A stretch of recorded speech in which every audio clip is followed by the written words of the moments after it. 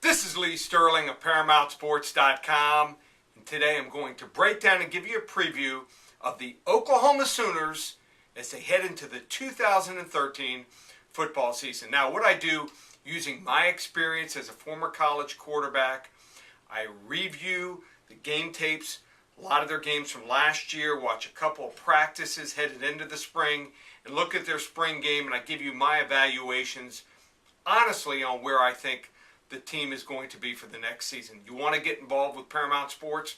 I won 22 of 26 weeks last year, won my college football game of the year, my NFL game of the year. I've won 21 straight winning football seasons. Go to the website, ParamountSports.com, or call me 800-400-9741. Now, Oklahoma Sooners, last year 10-2. Close, couple breaks here or there. Could have been playing for a national championship game, but things didn't quite materialize. This year, a lot of changes. Biggest change at quarterback. Blake Bell takes over. We all know about the Belldozer. He comes in when they get close to the goal line. He almost scores, it seems like, every time. This year as a junior, looks like will be the starting quarterback. They have a couple other guys in the wings, but I think they're going to go with Blake Bell.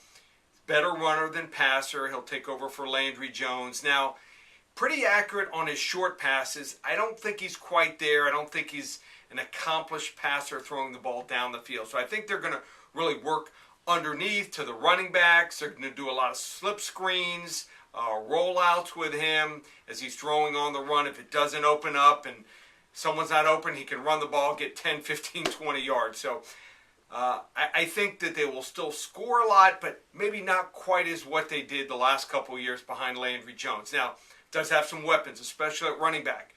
Number 26 running back, Damian Williams. He's a home run hitter, as is number 22, Roy Finch. So these two guys, they're deep at running back. They have a couple guys behind that. They'll be in good shape. They can score in any play, those two guys. Wide receiver, maybe not the home run hitters of the last couple years, but still think that they're strong enough with number 16, Jazz Reynolds, and number 8, Sterling Shepard. So good there. Offensive line, got to replace a couple guys, but they'll score 28 to 35 points on almost anyone. The defense is what concerns me. Only 3 starters return. They only really have 6 guys on the defensive line right now that are ready to play, and didn't seem, watching them last year and this year through the spring game, like they're going to have a great pass rush. Decent at the point of attack. Their strongest position on defense is cornerback. Number 14, Aaron Colvin, superstar there.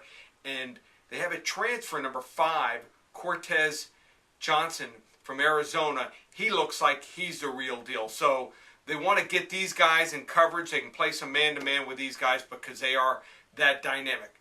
They've got a tough schedule. They got to play at Notre Dame. They got to play Texas in their annual rivalry game, at Baylor, at Kansas State, at Oklahoma State, and also a home game against TCU. Last year they went 10-2. This year I'm going to predict a little bit of a downtick. A lot of people have them from like 8 to 10 to about 16 in the polls. I'm going to predict they go from 10-2 to 8-4 in the regular season as they reload. So a little bit of a downtick for Oklahoma this year, but they'll still be strong, but not quite where they've been before. They're not going to go to a BCS bowl. So we'll predict like an 8-4 regular season for the Oklahoma Sooners. You want to get involved with Paramount Sports. You want to get my phone service. Go to ParamountSports.com.